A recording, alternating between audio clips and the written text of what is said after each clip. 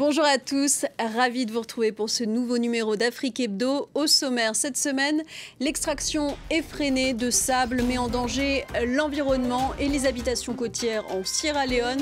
Une surexploitation qui menace aussi le retour du tourisme. Au Kenya, une école numérique en plein désert. Une ONG forme gratuitement les jeunes du Turkana pour leur donner d'autres débouchés, alors que les conditions climatiques arides menacent la pérennité des métiers d'élevage traditionnellement pratiqués dans cette région. Reine, prophétesse ou encore résistante, quantité de femmes ont marqué de leur empreinte au pouvoir ou dans l'ombre l'histoire du continent africain. Des histoires pourtant souvent oubliées ou effacées. Notre invitée les raconte. L'historienne Sylva Serbin est avec nous cette semaine. Après une décennie de guerre civile, la Sierra Leone, l'un des pays les plus pauvres du monde, accélère sa reconstruction. Le boom du secteur du bâtiment est nourri par l'exploitation souvent illégale du sable. Chaque jour, d'énormes quantités de ces précieux grains de roche, éléments de base pour la confection du ciment ou du béton, sont collectés sur les plages. Cette activité provoque de graves conséquences sur les écosystèmes et de nombreux habitants voient le littoral se rapprocher de leurs habitations. Reportage de Kouamendri et Damien Kofi. En moins de 10 ans, le littoral sierra-léonais a perdu ses lignes fluides et harmonieuses.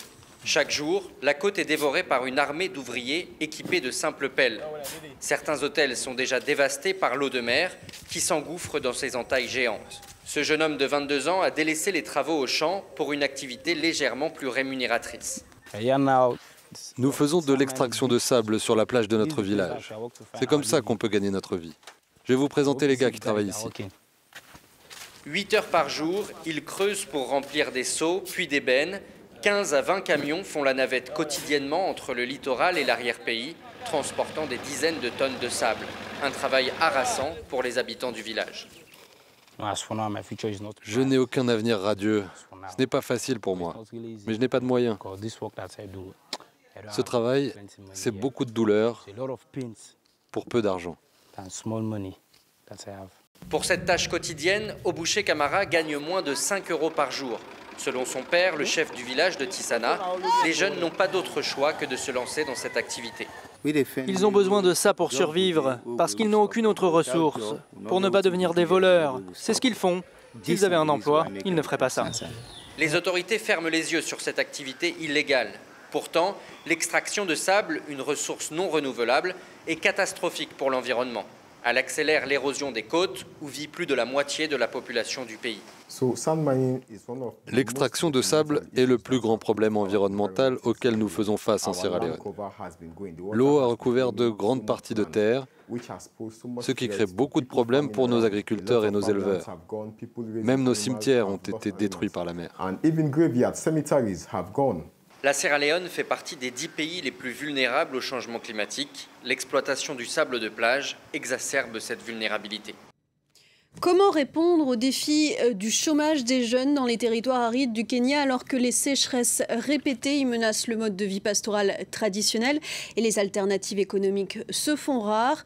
C'est ce que tente de faire l'ONG Learning Lions. Elle a construit un campus pour enseigner les métiers du numérique dans le Turkana, une région isolée située dans le nord du pays. Bastien Renouille et Théo Prouveau se sont rendus sur place.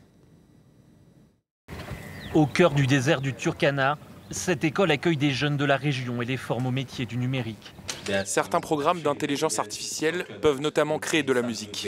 Dans ce comté, difficile d'accéder à du matériel informatique performant ou à une bonne connexion Internet. Depuis son ouverture en 2020, l'établissement a accueilli plus de 680 personnes. Avoir créé un campus comme celui-là, qui nous offre la chance d'apprendre les technologies de l'information et du design, c'est super. Ici, ce que j'aime, c'est que nous n'étudions pas pendant des années. Ils nous apprennent les techniques les plus importantes à connaître en ce moment. Et ensuite, ils nous aident à nous insérer dans le marché du travail. Conception de sites internet, photographie, design, la formation dure environ 1 an. Après une première session de découverte, ces étudiants sont en train de se spécialiser. À ce niveau, ils sont en train de se préparer pour entrer dans le monde du travail. Une fois qu'ils en auront terminé ici, nous espérons que les entreprises avec lesquelles nous avons des partenariats leur permettront de travailler dans différents domaines. Nous leur apprenons aussi à travailler en tant qu'indépendants. Tous les apprentis sont logés dans le campus, toujours en construction. Brian nous fait visiter son logement, un peu particulier. En poussant le lit, vous pouvez dormir dehors, mais en même temps, vous êtes quand même dans votre chambre. Et s'il fait froid, vous pouvez revenir dedans. Ici, tout a été pensé pour survivre à la chaleur. Derrière les bâtiments, le célèbre architecte burkinabé Francis Kéré, lauréat du prix Pritzker. Nous avons partagé notre vision des choses avec lui. Quand il a visité cet endroit, il a ressenti la chaleur, il a pu voir la direction du vent, il a senti les rayons du soleil. Quand il est reparti, il a combiné tout ça pour proposer ces bâtiments incroyables. Un nom célèbre et des bâtiments qui attirent aussi les financements. Bientôt, de nouvelles structures sortiront de terre pour pouvoir accueillir au total 250 élèves.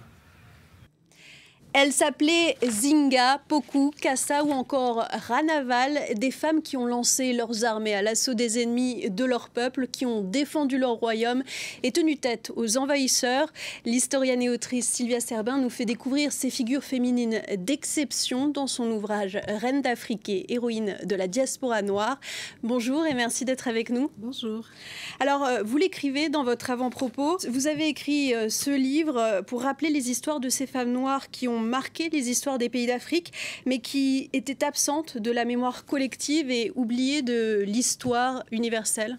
Tout à fait. Il existe donc dans l'histoire de l'Afrique des personnages féminins qui ont eu un rôle marquant, qui ont vraiment joué un rôle important en donnant de leur vie, en payant de leur personne, et qui sont totalement absentes des livres d'histoire.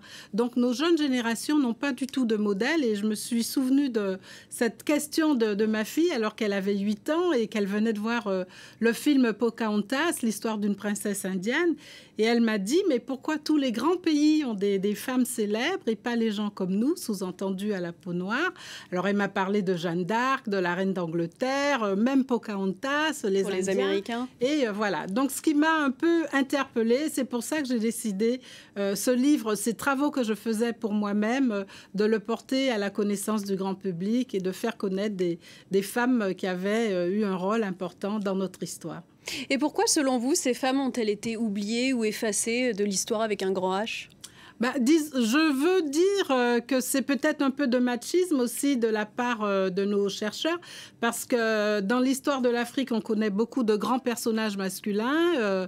Il y a eu des livres sur eux, ils sont dans les livres d'école, et les femmes sont totalement absentes. Et c'est pour ça que je souhaiterais pousser aussi nos jeunes chercheurs à oser rechercher tous ces personnages féminins qui, aux côtés des hommes, ont permis que leur pays résiste et de protéger aussi leur société. Vous revenez donc sur les histoires d'un peu plus d'une vingtaine de femmes. Parlez-nous des moins connues. Pourquoi leur parcours est marquant ? Alors, nous avons eu des grandes reines que le continent africain a connues, comme la reine Nzinga d'Angola, qui a vécu au XVIIe siècle et qui a résisté pendant 40 ans, près de 40 ans, aux troupes portugaises qui voulaient s'emparer de son royaume. Nous avons eu la reine Poku en Afrique de l'Ouest, dont certains doutent de l'existence, mais qui a conduit une migration du Ghana vers la Côte d'Ivoire d'aujourd'hui, au moment où son pays connaissait des troubles, et donc elle a pris cette décision. Nous avons aussi la reine Ranaval III de Madagascar. Donc tout ça, ce sont des exemples de reines qui se sont investies chaque fois qu'il y a eu des résistances dans leur pays pour apporter une solution. Donc on peut dire, j'ai voulu mettre en avant tous ces personnages de reines d'abord et ensuite de femmes différentes. Dans votre ouvrage, on ne découvre pas seulement des reines, mais aussi des femmes de pouvoir et d'influence, des résistantes, des prophétesses ou encore des guerrières. Oui, ça montre qu'en fait, il n'y a pas eu seulement des dirigeantes de royaumes, mais aussi dans ce qu'on pourrait nommer la société civile. Des femmes aussi se sont investies chaque fois que leur société était en danger. Et c'est ce qui nous a donné des femmes comme les guerrières, les Amazones de l'ancien royaume du Dahomey. Il y a eu aussi des prophétesses qui ont utilisé leur rôle spirituel pour pousser les peuples à la résistance, notamment au moment de la période coloniale. Il y a eu aussi des grandes commerçantes qui ont financé des résistances, notamment au Nigeria au 19e siècle. Donc c'est un peu toute cette variété de femmes venues d'horizons différents et qui se sont toutes investies dans la défense de leur société que j'ai voulu montrer. Vous avez également signé des livres illustrés comme celui-ci consacré à la reine Dateya Lambodj, une reine qui est entrée dans l'histoire pour avoir été la première à résister aux envahisseurs européens ou wallos. Oui, elle est restée dans les mémoires d'ailleurs jusqu'aujourd'hui parce que, comme vous le dites, elle a été la première au moment des invasions coloniales. Elle a dirigé ses troupes pour protéger son royaume, le royaume du Wallo, qui se situe dans le nord du Sénégal. Et alors, dernière question, votre deuxième ouvrage illustré est dédié à cette reine, la reine Kassa du Mali, une femme qui fait rare, voire unique à son époque, participer officiellement aux affaires du royaume. Oui, c'est la seule femme à avoir atteint ce statut dans l'Empire du Mali. Et ce livre, justement, me permet non seulement de parler de la grandeur de cet empire du Moyen-Âge, qui avait des relations avec beaucoup de régions du monde, des relations économiques, et de cette reine qui a voulu tenter un coup d'État contre son époux l'empereur parce qu'elle était très populaire. Plus populaire que son mari. Voilà. Des histoires que l'on peut retrouver dans vos ouvrages. Merci Sylvia Serbin d'avoir été notre invitée. Et merci à vous de nous avoir suivis. À très vite sur France 24.